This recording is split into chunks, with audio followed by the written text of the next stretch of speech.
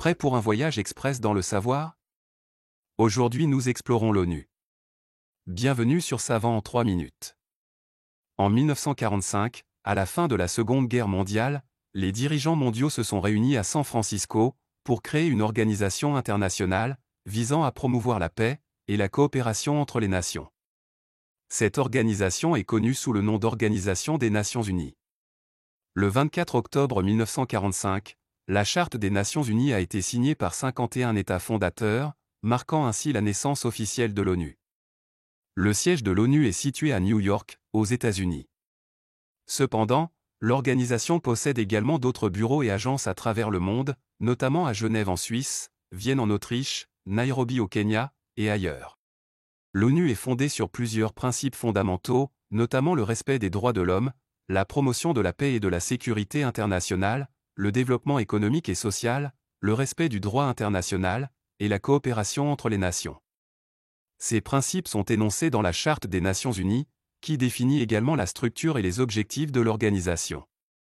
L'ONU est composée de plusieurs organes principaux, chacun ayant des responsabilités spécifiques dans le cadre de la mission de l'organisation. L'Assemblée générale est l'organe délibératif principal de l'ONU, où chaque État membre a une voix. Elle se réunit chaque année en septembre, pour discuter des questions mondiales, et adopter des résolutions sur divers sujets. Le Conseil de sécurité est chargé du maintien de la paix et de la sécurité internationale. Il est composé de 5 membres permanents, dotés du droit de veto: les États-Unis, la Russie, la Chine, la France et le Royaume-Uni, et de 10 membres non permanents, élus pour des mandats de 2 ans. Le Conseil de sécurité peut prendre des mesures coercitives, telles que des sanctions, ou des opérations de maintien de la paix, pour résoudre les conflits internationaux. Le secrétariat est l'organe administratif de l'ONU, dirigé par le secrétaire général. Le secrétariat est responsable de la mise en œuvre des politiques et des programmes de l'organisation, ainsi que de la coordination des activités des différentes agences et programmes de l'ONU.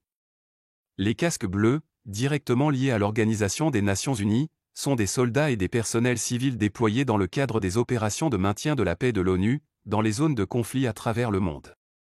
Leur mission principale est de surveiller les accords de cessez-le-feu, de protéger les civils, d'aider à faciliter le processus de paix, et de contribuer à la reconstruction post-conflit. Leur nom vient de l'utilisation de casques bleus distinctifs pour leur uniforme, qui symbolise la neutralité et la protection.